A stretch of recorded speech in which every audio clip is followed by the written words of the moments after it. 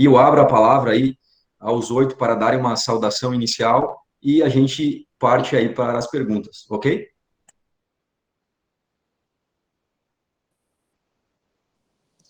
Bom, eu não sei se era eu primeiro, Anderson, mas eu vou começar aqui, cara, se me permite. Primeiro, agradecer a possibilidade de poder estar compartilhando um pouco da experiência. Vocês sabem a admiração que eu tenho pela empresa SETA, principalmente em relação à estrutura de gestão na área de meio ambiente, seja na área de saúde e segurança.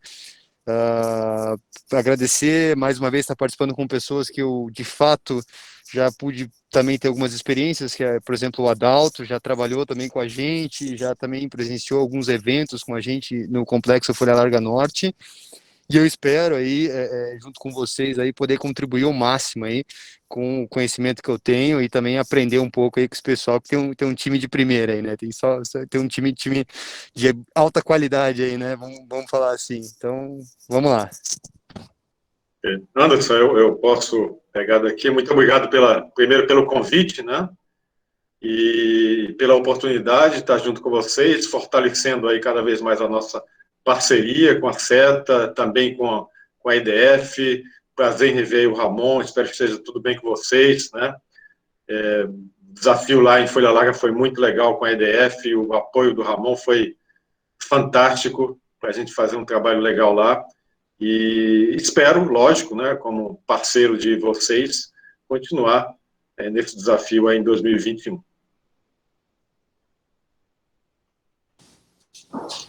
Eu queria desejar aí boa tarde a todos que estão participando, né?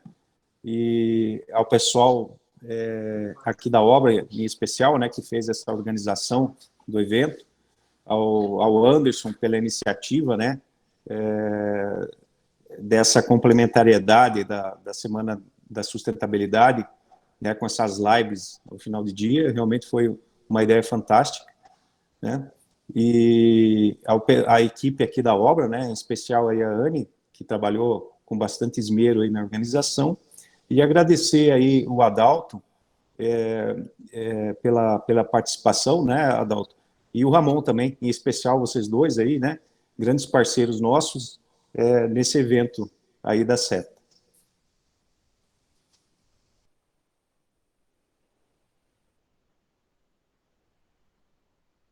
Ok, obrigado. Paulo, Danilo, Joilton, Adroaldo, uma palavrinha? Ô Anderson, obrigado, tá, pela oportunidade.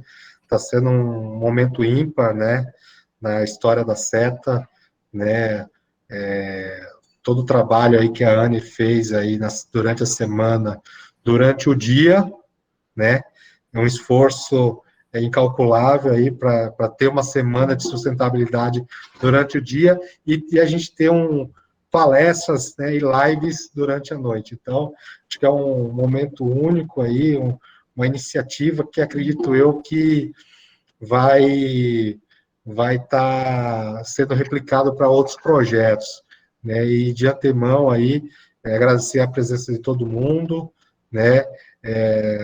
Não só do pessoal da obra, o pessoal de outras obras, né? E também a participação aí especial aí de pessoas aí nossos parceiros aí de longa data, Ramon e Adalto. Eu quero comentar também, primeiramente, agradecer o convite e parabenizar também essa iniciativa inovadora, né, com essa live aí de forma virtual, e também, né, parabenizar os participantes, né, o interesse em sempre estar adquirindo aí novos conhecimentos.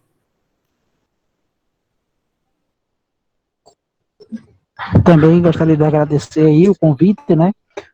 Estamos aqui presentes, assim, tentando se estar presente. A gente estava no meio de uma viagem, a gente parou aqui no meio do trecho para poder realmente participar e poder colaborar. E também aprender, né, com quem tem muito mais experiência aí, que pode se repassar isso aí para a gente.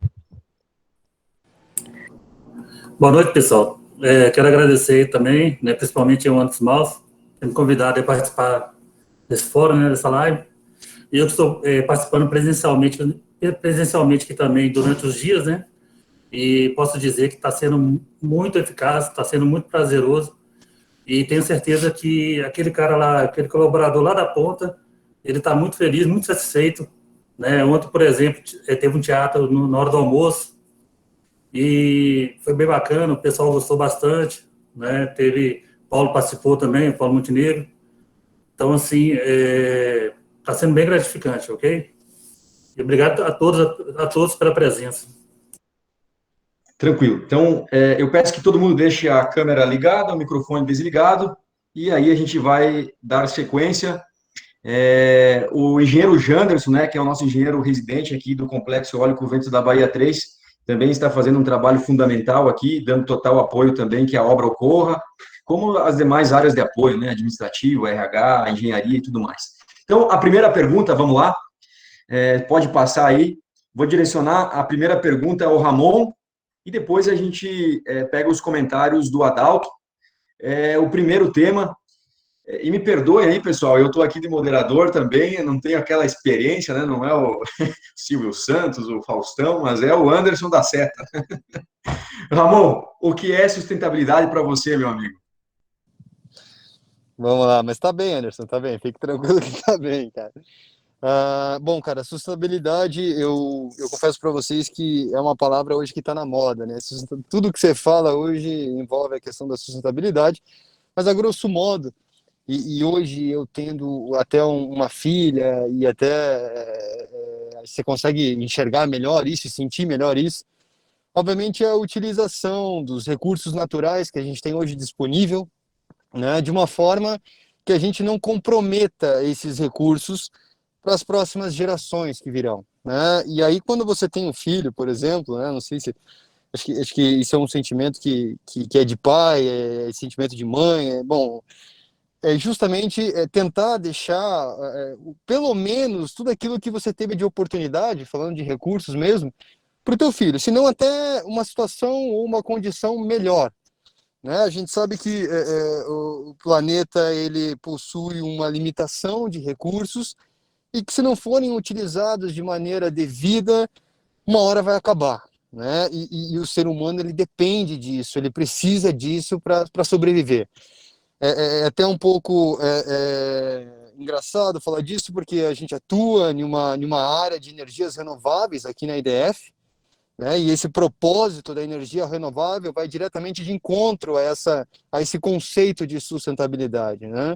Todo o projeto, por exemplo, puxando um pouquinho para a parte prática, né, da questão da sustentabilidade dos nossos projetos da IDF, a gente, toda vez que vai fazer um novo projeto, a gente passa por todo um processo preliminar de avaliação, de estudos socioambientais, que fazem com que a gente pré-estabeleça junto aos órgãos ambientais uma série de condicionantes que estão diretamente relacionadas ao potencial impacto que nós iremos causar com a implantação de um projeto, seja ele até de energia renovável. Então, falar de sustentabilidade é falar de gerações futuras, é falar de compromisso com o meio ambiente, e compromisso com o meio ambiente, obviamente, envolve a questão legal. Você tem hoje, no Brasil, obviamente, um conjunto de leis bastante extensos, né? Infelizmente, nem todos têm esse compromisso ambiental nas suas atividades, mas a gente sabe que legislação ambiental a gente tem bastante,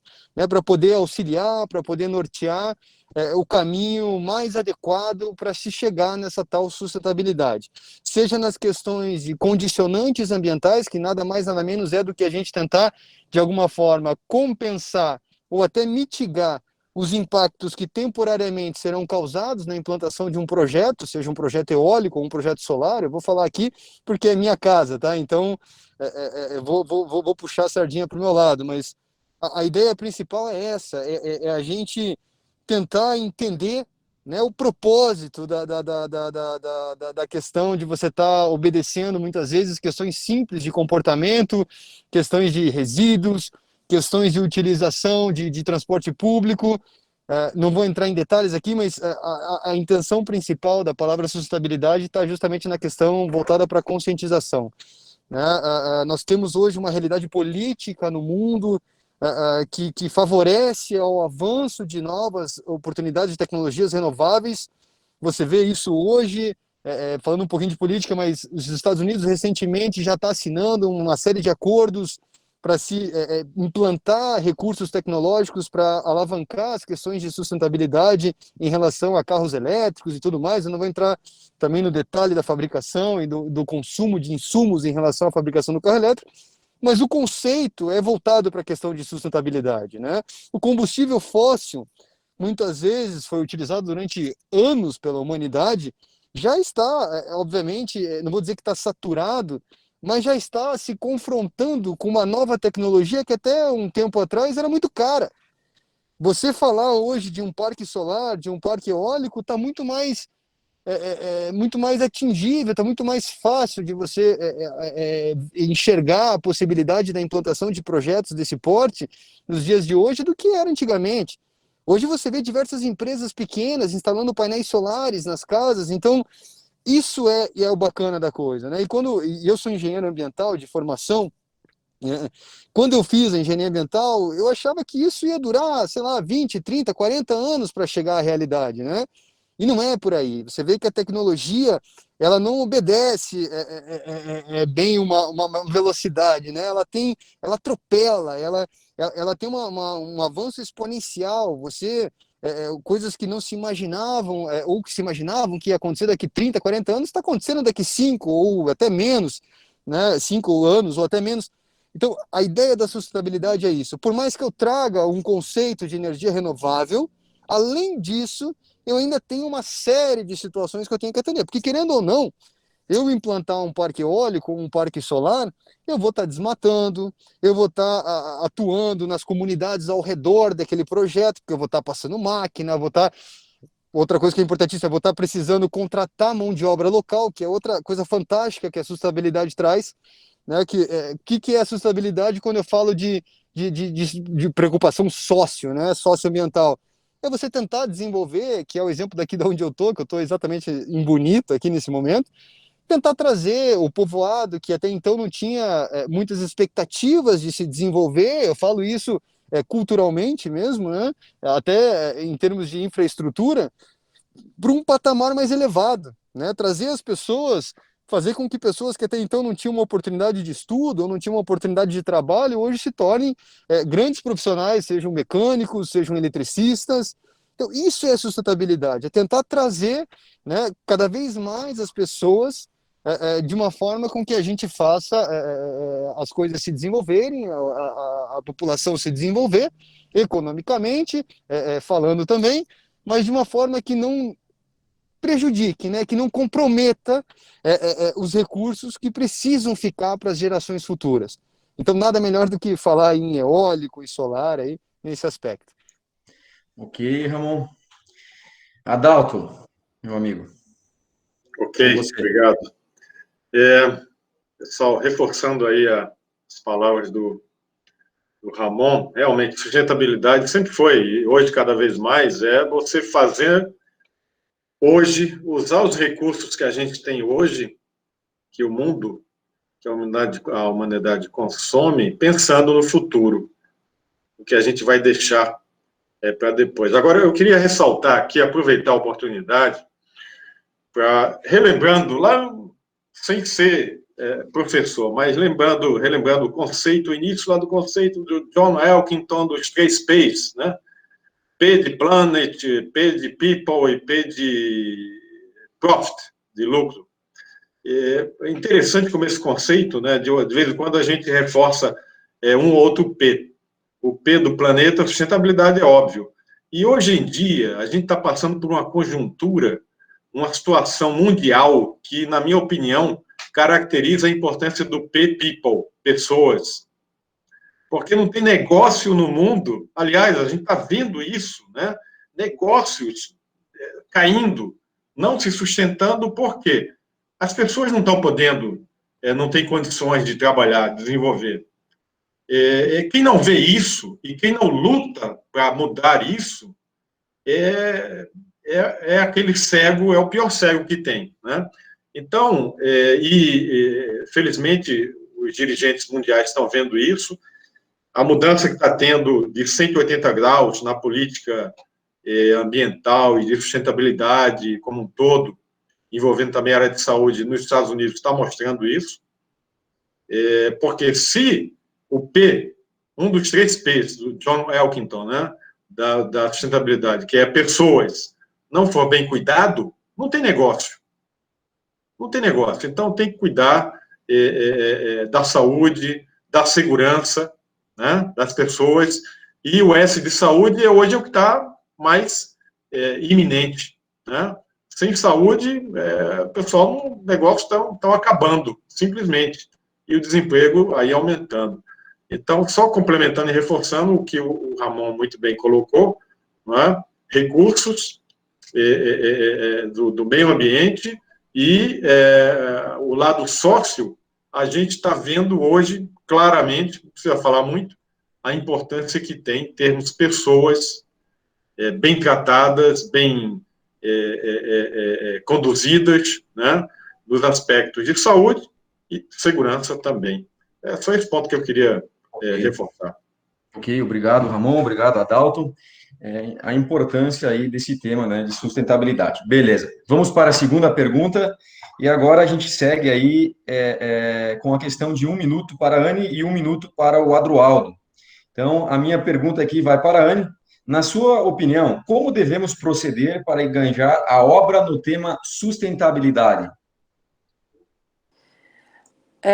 Eu acredito que... Boa tarde a todos, não dei boa tarde, eu me atrasei um pouquinho, aqui estava com um probleminha na internet, mas para a gente fazer esse engajamento com sustentabilidade em todas as camadas do processo, inclusive na obra, né, no cotidiano, a gente deve elaborar estratégias de reutilização de materiais, porque são resíduos que os colaboradores criam por causa da atividade que eles executam, e eles têm que enxergar que é algo sustentável o que eles também produzem. Então, o resíduo que ele gera também tem outro fim, a não ser o material, o produto final, que é o gabarito de uma drenagem.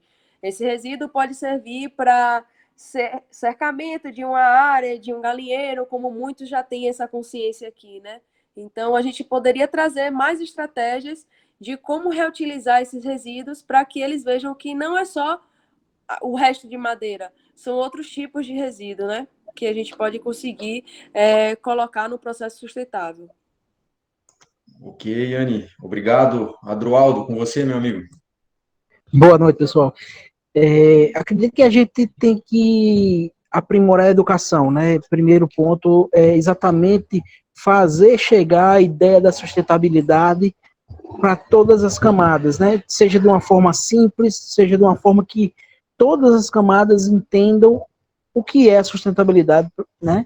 E, assim, até voltando um pouco da anterior, assim, da pergunta anterior, sustentabilidade é produzir com o meio social, o equilíbrio entre a produção, o meio social e o meio ambiente, né? Então, é esse ponto de equilíbrio. Então, a gente tem que educar, treinar, né? E todas as camadas, todos os níveis da nossa obra, da nossa comunidade, para que tenham essa consciência, para que atinjam essa consciência, para poder falar, porque a Adilene botou aí, saber que aqueles recursos podem ser reutilizados, podem ser aprimorados, podem ser transformados, para que a gente dê continuidade. E outra vertente muito forte nisso é com o exemplo, né? A gente falou que a gente pode fazer com a educação e com o exemplo. Os dois andariam ali lado a lado. Eu também, eu não sendo um exemplo, como é que eu vou ser? Eu vou falar sobre educação, sobre treinamento, se eu mesmo não sigo o exemplo que eu estou aprimorando, que eu estou apontando, né? Então, para mim, essas duas vertentes, eu acho que tem que ser realmente atingidas e buscadas, seria a educação e o exemplo. Ok, Adroaldo, muito bom. O nosso gerente, Paulo, sempre comenta, né? Tempo, presença e experiência. Eu acho que esses 3 pontos a gente precisa estar no dia a dia realmente para estar engajando as pessoas, os colaboradores e todos que estão ao nosso redor. Próxima pergunta vai para o Ramon. Quais as ações que a EDF está desenvolvendo a nível do Brasil e mundo no tema sustentabilidade? Bom, vamos lá, Anderson. Bom, a IDF, ela ela atua, obviamente, no mundo todo, com ações aí voltadas para as questões de sustentabilidade. Um dos princípios nossos, justamente, é não só a implantação de projetos de energias renováveis, mas também a gente tem projetos ligados ao BNDES, né, como incentivo a pequenos produtores, a pequenas comunidades, para poder alavancar economias que até então são esquecidas pelo governo, e a gente procura dar esse suporte, né, da iniciativa privada para poder ajudar no desenvolvimento local. Isso não funciona só no Brasil, a gente tem experiências positivas pelo mundo todo, né? Países que até então, exemplo de Marrocos, que existe algumas regiões limitadas ou escasso de recursos naturais como água, principalmente, a gente acaba fazendo obras de engenharia para poder levar água, não só ao projeto, mas às vezes às comunidades que até então têm essa escassez de recurso natural. Isso serve também um projeto do Chile que a gente tem, que é no meio do deserto, praticamente, onde tem comunidades que não tem nem praticamente fonte de alimentação. A gente procura investir com parcerias, entidades financeiras internacionais que já são ligadas ao grupo IDF, para poder, obviamente, não só trazer toda aquela infraestrutura, mas também o desenvolvimento e a sustentabilidade para os povoados ao redor dos projetos que são implantados. Além disso, obviamente, né, a gente tem uma visão a nível de políticas, né, da empresa, de que o propósito principal da EDF, pelo menos até 2030, né, é tentar fazer com que todas as nossas fontes de energias nos projetos sejam fontes renováveis, né? Não só a geração, mas todas as fontes que são utilizadas. No Brasil, eu até fui perguntado isso pelo corporativo, se no Brasil haveria a possibilidade da gente ter já carros elétricos em nossos projetos circulando, né, que é um desafio muito grande. Eu confesso para vocês que eu não tenho ainda essa expectativa de que em 2030 a gente vai atingir isso no Brasil, mas é uma expectativa do grupo de que todos os projetos da IDF ao redor do mundo a gente tenha, por exemplo, carros elétricos rodando internamente nos projetos. Por que não? A gente fala de sustentabilidade na geração, por que não trazer o conceito por completo, não só na implantação de projetos, mas também na execução da operação, na hora da geração? Então é um desafio, é uma coisa que faz parte da política. Essa política, obviamente, carrega alguns indicadores, alguns objetivos específicos em relação às práticas de sustentabilidade. A gente tem, obviamente, a necessidade de trazer capacitação, por exemplo, de mão de obra local, e aí eu falo EDF, mas, meu Deus, a SETA, são as empresas que trabalham conosco, né? Uma coisa puxa a outra. Então, assim, se não fosse pela EDF, talvez contratar a SETA ou qualquer outra empresa, né, a iniciativa a iniciativa privada, talvez pessoas jamais tivessem a oportunidade de estudar ou de ter uma formação. Isso é o mais interessante, né? Então, que tipo de ação que a IDF faz, além de capacitar? É dar uma oportunidade para pessoas que talvez não tivessem nenhuma oportunidade ao longo da vida, a não ser essa oportunidade que está tendo, porque são povoados que são regiões remotas, regiões que possuem, obviamente, um nível de desenvolvimento limitado em relação a nível de escolaridade, a nível de formação, e a gente traz uma oportunidade, né? Toda vez que a gente vai fazer a implantação de um projeto, seja influenciando em comunidades quilombolas ou até em tribos indígenas, coisas que a gente sabe que dificilmente vai ter um compromisso de alguma participação, seja ela governamental, pública, dificilmente você vai ver isso. Infelizmente, né, isso não acontece, mas felizmente as iniciativas privadas têm esse compromisso, que são diretamente relacionados a um atendimento de uma série de condicionantes que estão ligados às questões legais, né? E aí eu poderia estar listando aqui, demandaria até um certo tempo, mas teriam várias situações que a gente atua, seja com áreas de compensação, com espécies frutíferas, seja com espécies protegidas por lei. Vou dar um exemplo aqui, licuri, né? Vamos falar de licuri aqui, né, Anderson? Mas o licuri é uma espécie protegida por lei, e a legislação brasileira pede que a cada licuri que a gente faça a supressão, por exemplo, só para vocês terem uma ideia, você tem que plantar 15, né? Chega até a arrepiar, né, Anderson? Mas tem que plantar 15. Caramba, mas por que 15? Aí você começa a ir no detalhe do licurião, mas o licurião é uma fonte de renda da população que mora às margens do empreendimento que está sendo instalado. O licuri é a matéria-prima de todo o material que é produzido, ou seja, é a fonte de renda de um povoado local. Então você começa a desmembrar a funcionalidade, seja sócio ou ambiental daquela ação que está sendo adotada, e você começa a entender melhor as coisas. Coisas que muitas vezes a gente acha que é besteira, mas quando você pega alguém que entende da coisa e te explica em detalhes qual que é o propósito daquilo, você fica sem palavras, Vou te dar um exemplo clássico. A IDF tem um problema com morcegos lá nos Estados Unidos, né? Aí, pô, morcego, né? Que o morcego faz? O morcego é uma das espécies, digamos assim, um dos animais, né, que tem uma funcionalidade ambiental fantástica em um ecossistema, né? O desequilíbrio que causa um projeto, por exemplo, de eólica, onde tem ali em abundância morcegos, é algo que somente estudos muito avançados conseguem demonstrar, coisa que no Brasil ainda a gente está muito atrás, né? Mas se parar para pensar, quais foram as ações que foram feitas em relação a isso?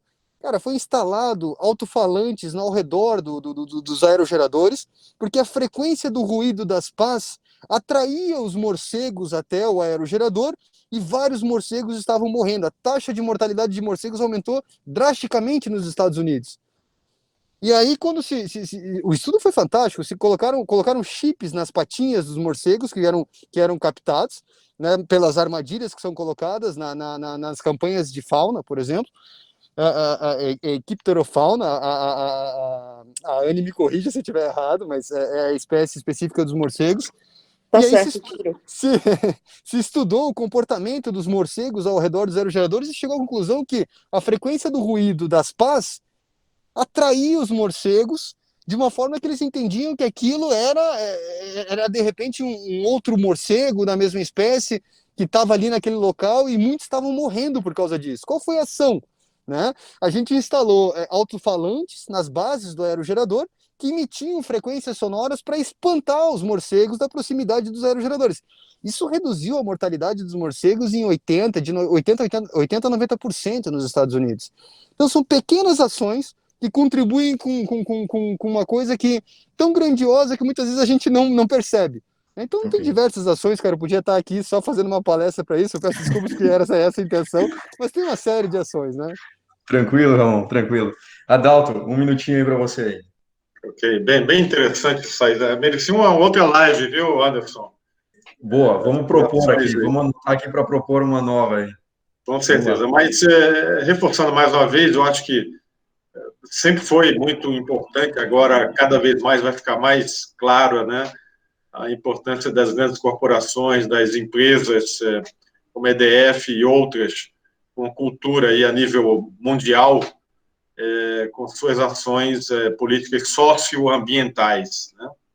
Não só para as comunidades onde elas se instalam, avaliando os impactos, né, e tomando as medidas adequadas para reduzir os impactos negativos e maximizar os impactos positivos, contratação de pessoal local, etc., e outras ações ambientais, mas olhando também, não podemos esquecer que isso faz parte da sustentabilidade do negócio, da corporação, né? Para não desvalorizar suas ações, pelo contrário, né? A gente vê aí que nós temos, há algum tempo já, índice de empresas que atuam, né, índice de sustentabilidade, a cotação das empresas nesse aspecto, quando tem algum problema, cai o seu índice, cai a sua cotação, cai o seu valor, cai os investimentos. Então, tudo isso está junto, tudo isso faz parte da sustentabilidade, do lucro social e ambiental. Está tudo junto e as ações da IDF nessa área estão muito bem alinhadas, né, dessa política, e a gente espera que continue, assim como outras corporações também a nível mundial. Ok, obrigado. Anderson, se me permite, eu só queria dar uma palavrinha aqui, que eu sei que tem bastante gente assistindo essa live e até queria dar uma oportunidade. Hoje, no mundo todo, né, e é um debate ambiental por trás disso, está se discutindo o que fazer quando parques eólicos começarem a ser desativados? O que fazer com as pás? O que fazer com os componentes de um aerogerador? Hoje, não se há uma solução sustentável para a destinação desses materiais. Hoje nós não temos isso, né? Eu vi umas fotos assustadoras de componentes sendo enterrados, acho que foi no Egito, um troço assim.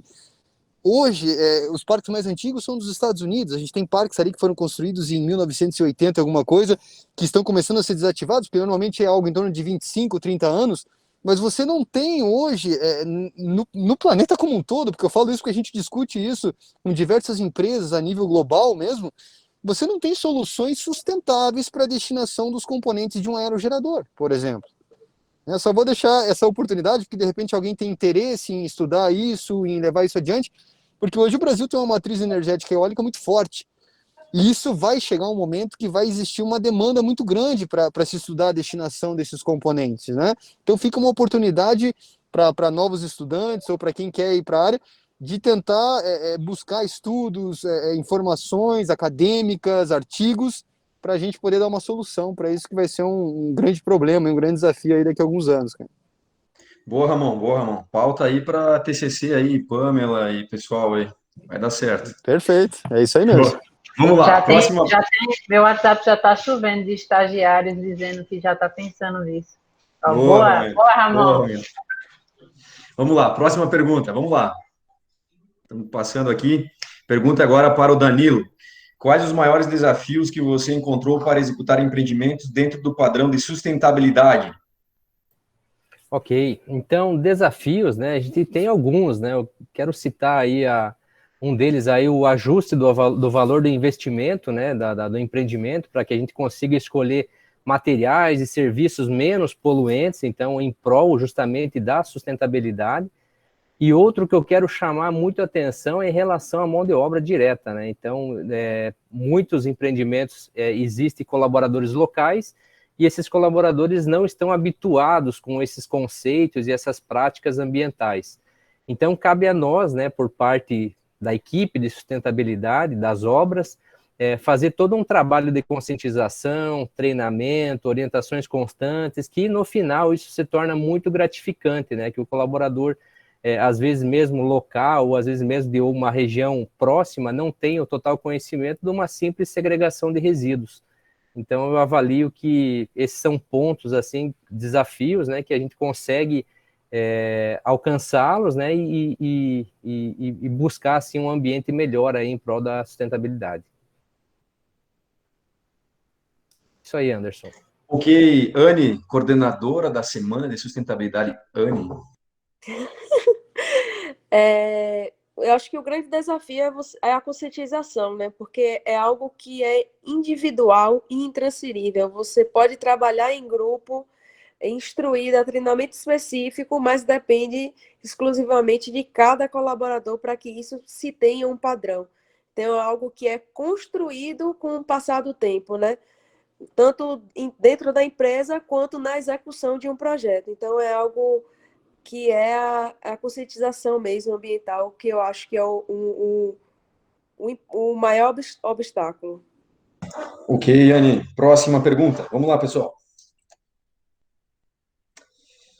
Para o diretor Nivaldo aí. Como diretor da SETA, o que estamos desenvolvendo de novo e quais as tendências para o futuro?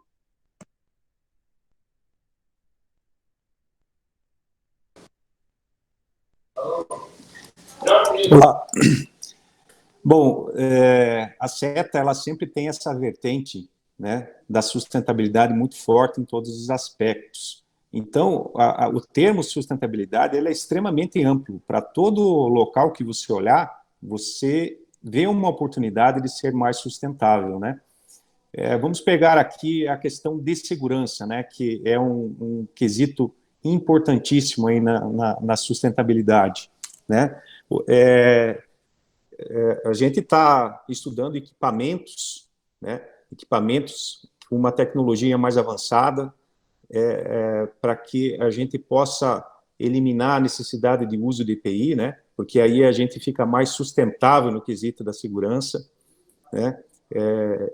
Nós podemos recordar de obras mais antigas, né, que, por exemplo, os equipamentos não possuíam cabines, né? Então, não tinha ar-condicionado e o operador, ele tinha que usar sempre alguns EPIs que hoje você não precisa. Por exemplo, um protetor auricular, né? E que trazia uma série de dificuldades operacionais, né? Aquele protetor auricular, trabalhar o tempo, né? De acordo com a temperatura ambiente, né? Então, aos poucos, a gente vem evoluindo, né? A SETA hoje já está experimentando algumas tecnologias, inclusive aqui no Parque Eólico Ventos da Bahia, utilizamos a tecnologia para que o equipamento tenha no seu CPU o projeto, né? E com isso, né, com o trator de esteiras, a escavadeira, eles não precisam de marcação topográfica e também não precisam daquele profissional que trabalha ao lado da máquina para fazer as medições, que a gente chama de gradista. Então, isso é uma tecnologia que ajuda muito na sustentabilidade, né? E também a questão, né, dos EPIs inteligentes, né? Aí o Paulo depois talvez pode contribuir. Isso daí realmente é uma tendência que a gente busca também oportunidades para trabalhar, que é aquela relação homem-máquina que nos preocupa bastante sempre, né, a todos. E hoje já tem tecnologias, né, que você coloca no capacete, no próprio uniforme, que chegando com uma proximidade tal do equipamento, ele vibra, né, para que dê o alerta ao colaborador, né, para que ele mantenha uma distância segura do equipamento, né? Então, a SETA também, né, para quem não sabe, aí na empresa, nós temos uma parceria com a ACAT, que é um centro de desenvolvimento de tecnologia, aí em Florianópolis. É uma espécie de incubadora, então a gente seleciona projetos aí que os colaboradores da SETA, né, porventura tem alguma ideia, e em parceria com a CAT a gente desenvolve, né? Então, o futuro, realmente, ele vai nos proporcionar vários ângulos, várias direções para a gente ser uma empresa cada vez mais sustentável. Então, o caminho realmente é muito motivador também, né? Porque é algo gostoso de você trabalhar, é algo prazeroso de você estar aperfeiçoando, né, a sua forma de trabalhar, aplicando tecnologias, né, para ser cada vez mais sustentável.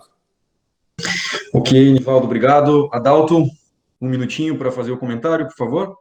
Ok, eu queria só destacar duas, que eu tenho andado por algumas obras da SETA, né, e duas ações, e uma está muito ligada, influencia diretamente no comportamento e depois na cultura do pessoal, e uma outra ação mais técnica que eu achei fantástica, e eu até na hora eu sugeri, vocês têm que divulgar isso para todo mundo. Bom, primeiro que uma ação bem simples, mas muito bem pensada, para resolver aquele problema que afeta a segurança, meio ambiente, mas mais a segurança, que é você ter um excesso de carga nos caminhões caçamba, né? Então, você tem que fazer a cobertura com lona. E eu tinha uma dificuldade muito grande de como fazer isso. O cara sobe lá, bota um andaime, tem que ter uma escada. Vocês desenvolveram, eu não me lembro agora, me desculpem onde foi, mas uma solução que uma pessoa no solo, ela vem, pega a luva e tal, sabe, aciona uma manivela, pronto, cobriu, resolveu, em 30 segundos, com segurança. A partir dali, o caminhão não vai soltar material na rodovia, não vai causar acidente como o caminhão soltando pedra em rodovia, né, porque estava muito cheio, etc., tudo aquilo que a gente já conhece. Então, uma das ações. Uma outra, que eu estou vendo hoje, lá em Angicos, né, mas outros projetos da SETA também já adotavam, que é o uso do copo individual. Vocês imaginam a quantidade de copo descartável que uma obra com 200, 300 pessoas consome por dia? Vamos botar aí 5, 6 copos, dá 2.000 copos daqueles por dia. E uma solução simples, cada um tem seu copinho, de plástico higienizado e tal. Eu sei porque eu tive dificuldade, eu tive que levar a minha garrafinha de água mineral para poder colocar água lá e usar, porque não tem normalmente, né, o copo descartável. Então, são pequenas ações que são desenvolvidas hoje e que, como o Ramon muito bem colocou no início, tem um grande impacto no futuro, menos consumo de recursos não renováveis, né? Achei fantástico isso, gostaria que vocês divulgassem mais em todas as obras, essas e outras iniciativas nesse sentido. Obrigado, Adalto, obrigado, Nivaldo. Estamos anotando e com certeza vamos aplicar aí, levar isso para outros empreendimentos também e sempre que possível aplicar no empreendimento onde nós estivermos. Próxima pergunta, vamos lá? Agora para o Danilo, na sua opinião, o que uma empresa precisa fazer e desenvolver para ser uma empresa sustentável? Ok. Na minha opinião, eu acho que o compromisso com o meio ambiente ele deve ser declarado, né? Obter objetivos e metas em relação à redução de emissões atmosféricas, gestão de resíduos, consumo de energia e água, eu acho que é fundamental. Mas para isso também precisa conhecer, né, a emissão e os impactos gerados pela própria empresa. Também avalio que deve procurar, né, parceiros com certificações, além de ter suas próprias certificações relacionadas ao meio ambiente. Então, avalio que isso é um grande diferencial. Também ter um envolvimento aí junto com a comunidade onde está inserido o empreendimento e não esquecer sempre aí da saúde e segurança dos próprios colaboradores, né, para que possam gerir aí um empreendimento aí com bastante sustentável. Ok, Danilo. Joilton, os comentários, por favor. Então, gente, boa noite novamente. Só aproveitando e complementando o raciocínio do Danilo, o investimento que a gente faz em meio ambiente, segurança, os pilares, né, da sustentabilidade, a empresa, às vezes, pode até, algumas empresas podem até acharem ou visarem muito lucro, né? Então, as empresas hoje não vão conseguir viver no mercado sem esses pilares. Então, econômico, ambiental e social. Então, eu só listei alguns aqui que são essenciais, né? Primeiro, né, falou, quando as pessoas sabem o que acontece dentro da organização, passam a ter mais empatia, né? Confiança e entendimento da empresa. Então, quando começar um projeto, fazer uma reunião com a comunidade, com os colaboradores que estão iniciando a empresa, dizer o que é o projeto, o que a empresa vai iniciar, o que ela vai extrair, o que ela vai produzir, para todos estar sabendo, estar ciente qual o impacto ela vai causar aqui naquela comunidade, né, ou naquele meio social. Outro item também que a gente pode fazer é evitar, hoje também, né, com o advento da tecnologia, evitar muito papel, né, papéis, com a documentação eletrônica. Então, hoje a gente está usando bastante sistema eletrônico, então a gente pode arquivar os documentos, né, principalmente em nuvem, então pode ajudar bastante na preservação, né, ambiental. Verificar a infraestrutura da empresa, se for uma empresa que já é existente, talvez não no caso da Seta, tanto no caso da Seta, que os empreendimentos, a maioria são novos, mas verificar desperdício da empresa, se existe vazamento de água, instalações elétricas mal feitas e sistema de ar-condicionado. Então, tudo isso pode prejudicar que você previna, né, e conserve e tenha sustentabilidade futura, né. Também, gerenciar os resíduos. A organização deve se preocupar em separar os resíduos, buscar parcerias com cooperativas de reciclagem locais, né, e criar campanhas de redução de uso descartáveis. Uma coisa bacana que eu vi na live, acho que foi na segunda-feira, né, o palestrante falou que o cerquite, por exemplo, pode ser reciclável, né, reutilizável, que ele é um contaminante numa obra muito grande, gera muitos resíduos. Então, eu fiquei bem feliz, realmente eu não sabia que poderia reciclar os circuitos, né, o de isolamento de área, então achei bastante interessante. Busca parceiros sustentáveis, que o Danilo acabou de falar, né, toda a cadeia produtiva do negócio, desde a compra de insumos até a forma que o produto final é distribuído aos clientes deve ser considerado para definir a empresa como sustentável.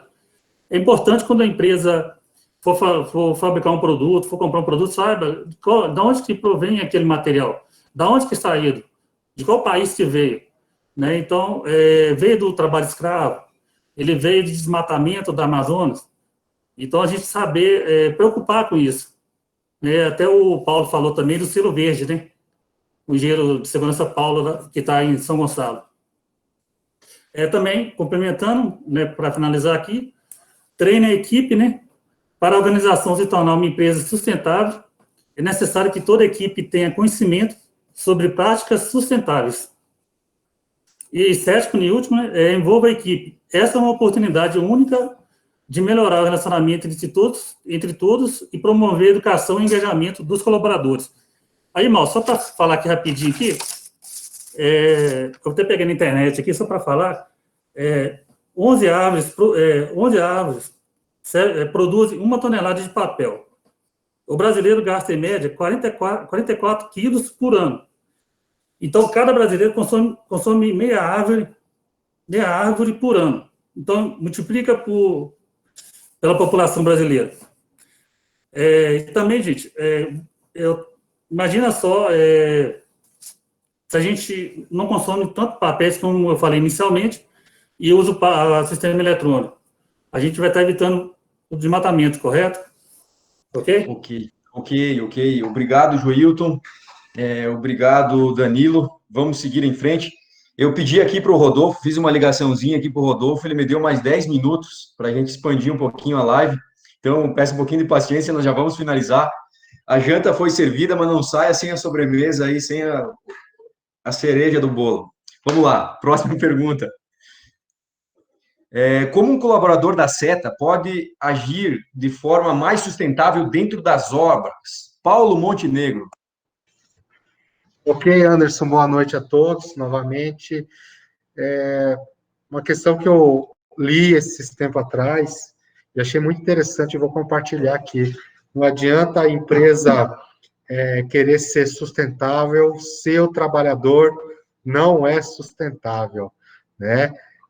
Então, não adianta a gente querer, né, fazer que o trabalhador seja sustentável dentro da obra, se fora da obra também ele não age de forma sustentável, né?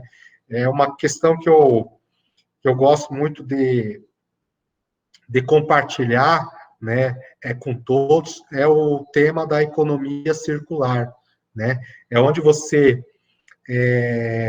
pega um produto ou um subproduto ou algum material de descarte e transforma aquele produto sem valor nenhum em algum outro produto com um valor altíssimo, né?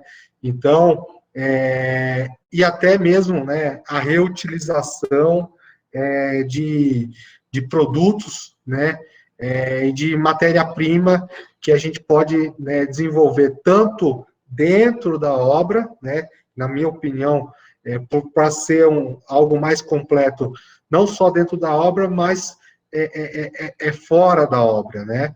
Então, quando a gente fala de forma sustentável, a gente olha muito a questão, né, relacionado a meio ambiente, a reutilização, a conservação, né, da matéria-prima que a gente tem disponível no meio ambiente, né, a questão econômica, né, como que a gente está cuidando dos nossos bens econômicos dentro da obra e fora da obra também, e a questão social, como que a gente se relaciona, né, com nossos colegas, com a comunidade onde nós estamos. Então, eu vejo que tem que ser algo mais completo, né, e são ações simples que fazem muito a diferença, né. Posso citar as questões internamente que a gente faz aqui, né, em diversas obras, que são a questão da reutilização de uniformes velhos, né, para desenvolver bolsas, mochilas, né, e outros brindes. Por que não esse trabalhador não pode pegar essa mesma experiência que ele tem aqui no canteiro de obras e se estender para a casa dele, né? Então, eu vejo da seguinte forma, Anderson, não adianta a empresa querer ser sustentável, né? E o trabalhador não é.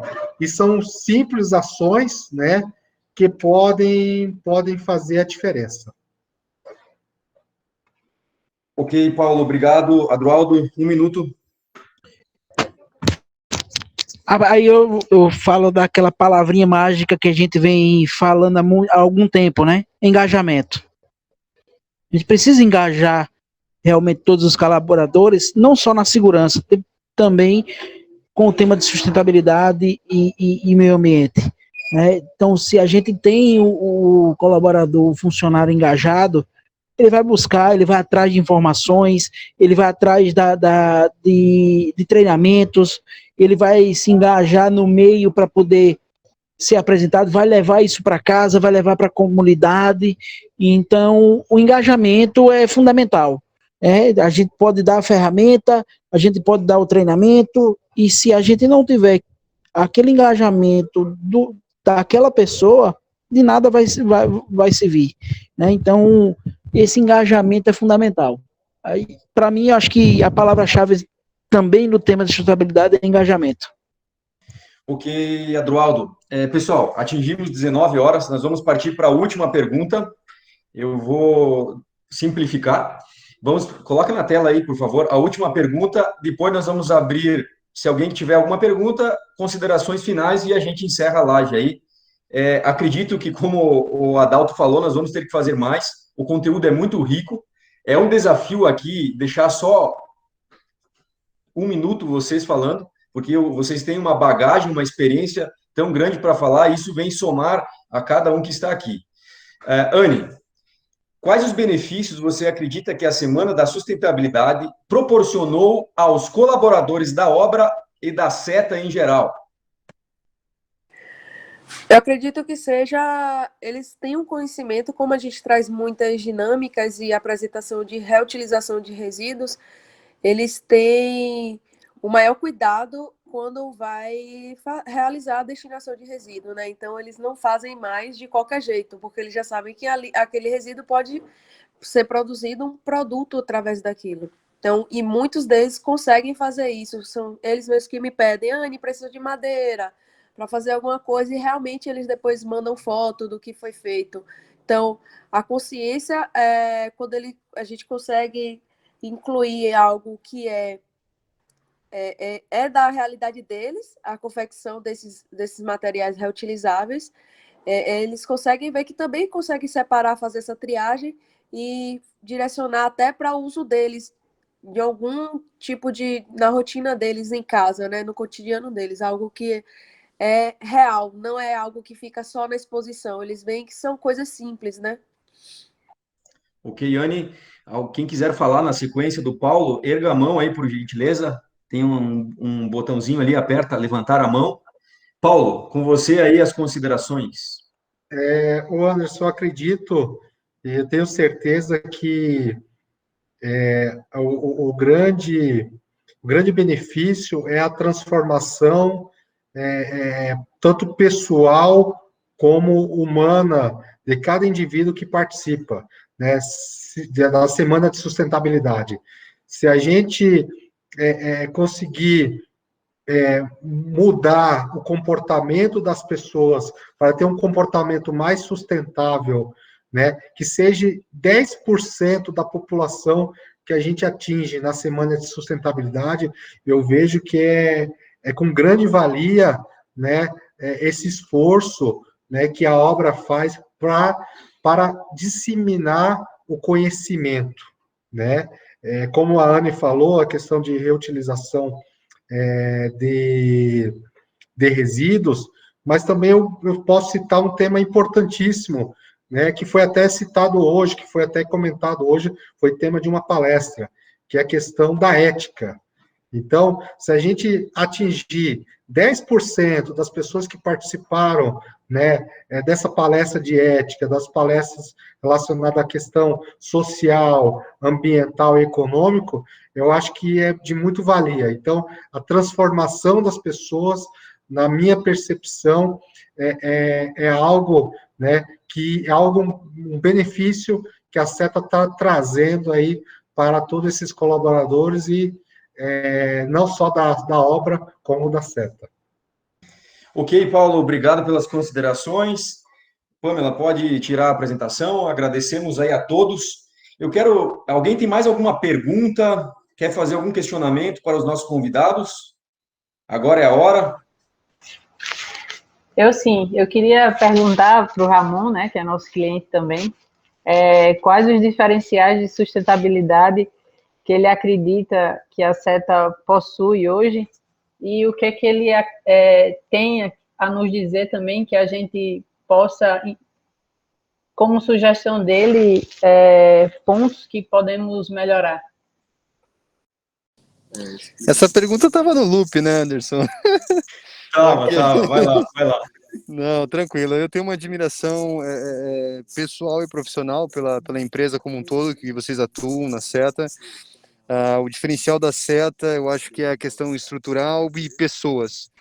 Né? Você sabe que pode lidar com uma empresa que você vai ter a possibilidade de ter um retorno. Pessoal, só um minutinho. Não tem condições.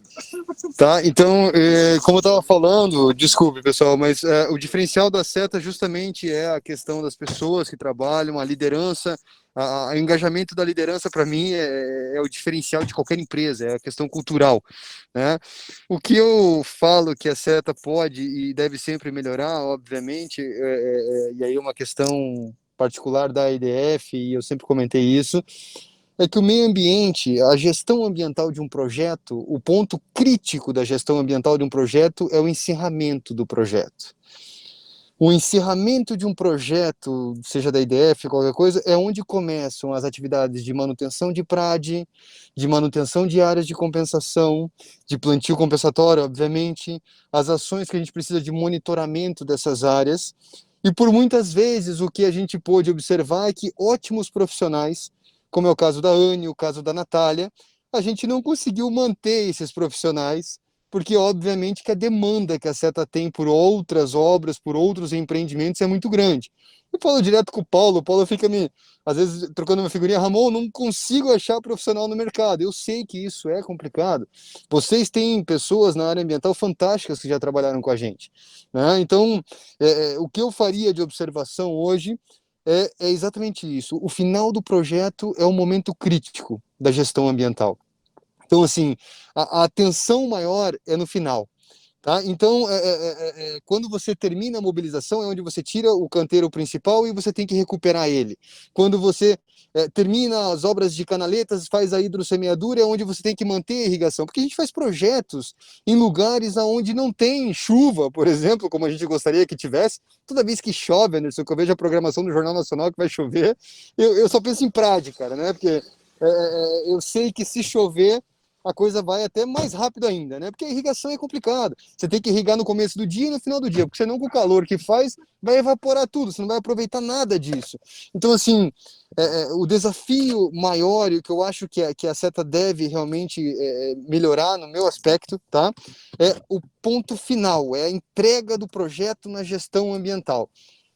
E justamente em relação aos profissionais, é somente isso, né? Eu acho que vocês têm aí a Max Ambiental, que é uma excelente parceira de vocês, a gente até já pensou em contratar a Max Ambiental para outras atividades na fase de operação, mas a gente acaba sentindo que no finzinho ali, nos 45 minutos do segundo tempo, ótimos profissionais poderiam ficar um tempo a mais com a gente, poderiam ficar um tempo a mais para garantir mais, porque final de projeto, meu amigo, o pessoal já está cansado da obra, o pessoal já está querendo voltar para perto da família. A gente sabe, isso é muito confortável para mim, que estou lá no Rio de Janeiro, com a minha família na minha casa, tá falando com quem está aqui, em Ventos da Bahia, com quem está lá em Campo Formoso. mas a gente precisa, de alguma forma, trazer esses profissionais para que eles se mantenham, né? Chega no finzinho da obra, a gente começa a negociar, pô, Ramon, você pode liberar tal fulano, pode liberar tal ciclano. É óbvio que eu não vou querer aqui prejudicar a vida familiar de nenhum profissional, mas o momento mais crítico de um projeto na gestão ambiental é o encerramento dele.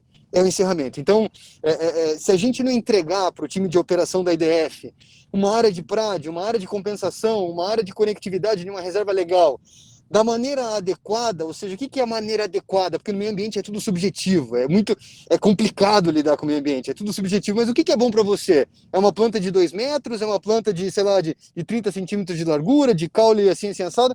É complicado, a gente vai aprendendo com a experiência. Cada habitat, cada bioma tem a sua característica específica, e a gente está aprendendo muito com isso, né? Então, se eu fosse fazer uma observação, não sei se é o nome de quem perguntou, mas eu faria isso, sabe?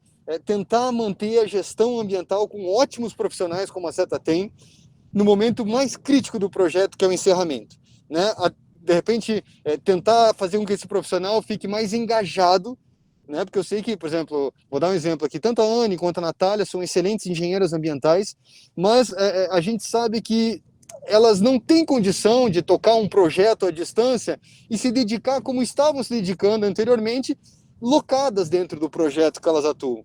Então, assim, se a gente conseguir trazer esses profissionais para manter eles mais tempo no encerramento do projeto, eu acho que a SETA tem um ganho fantástico, seja de imagem, seja de gestão ambiental, né? E isso vai trazer novos frutos, obviamente, não só para a SETA, mas para todas as outras empresas, todos os outros clientes, né? Porque é o gargalo, cara, é o gargalo. Um PRAD leva, em média, de 2 a 3 anos para você recuperar. Eu não quero que o profissional da SETA fique 2 anos lá, mas eu quero que ele entregue o final, né? Acompanhando o finzinho, ali, lado a lado, lado a lado. Eu não queria que fosse a distância nem nada, mas seria basicamente isso. Beleza, Ramon? Obrigado pelas sugestões e oportunidades de melhoria. Com certeza a gente vai fazer de tudo, como sempre fez, para sempre encantar a IDF e todos os nossos clientes, ok? Adalto, 30 segundos para nós fechar aqui e depois eu passo a palavra ao Janderson. Considerações finais aí, você em nome dos convidados, você faz aí as considerações finais e após o nosso engenheiro residente, Janderson, faz o encerramento da live. Bom, Anderson, eu queria bem rapidamente, eu acho que 26 segundos, pode contar aí, ressaltar um tema que não parece, né, mas tudo que a gente está fazendo aqui agora é para trabalhar, influenciar, fazer evoluir algo que é fundamental para qualquer organização, em qualquer área, na contabilidade, na produção, na qualidade, no SSMA, na sustentabilidade, que é trabalhar, fortalecer, fortificar, evoluir a sua cultura organizacional. Então, esse evento está nesse sentido e eu desejo que continue cada vez mais forte, aproveitando, né, o largo conhecimento que todos vocês demonstraram um pouquinho deles agora. Obrigado, Adalto, obrigado a todos. Engenheiro Janderson, engenheiro residente, Ventos da Bahia 3, Semana da Sustentabilidade, encerrando a quarta, desculpa. Agradecer aí ao time. Um momento só que está tendo um pouco de eco aqui. Alô? Tá. Agradecer aí ao time, eu vejo que tem pessoas aqui maravilhosas aí, vejo o Adalto, vejo o André. E eu percebo, Anderson, rapidamente aí, pode contar aí também 26 segundos, que essa semana teve muito sucesso, tá? Pela inspiração aí da organização da Anne e de todos, pela inspiração de sua, é um prazer muito grande participar dessa semana, e eu quero aproveitar para convidar vocês à nossa última live, né? Vai ser dada por mim aí, eu vou falar um pouco aí sobre as energias renováveis e a energia renovável com relação ao foco na energia eólica, né? O objeto que nós estamos aqui construindo esse complexo com engenharia, com qualidade, com segurança, tá? E também com muito meio ambiente também, viu, Ramon? Uma preocupação tremenda sobre isso, tá? Qual que é a data, o horário? Perfeito, Anderson. Vai ser amanhã às 19 horas, tá? Convido a todos aqui. Vai ser a nossa última live. e espero vocês todos aqui com essa audiência aí qualificada, para a gente poder seguir aí com esse time de ouro, e sempre vai dar certo sempre aí, tá bom? Um abraço a todos e boa noite aí. Boa noite, pessoal. Boa noite a todos. Boa noite. Boa noite. Até amanhã. Excelente, excelente.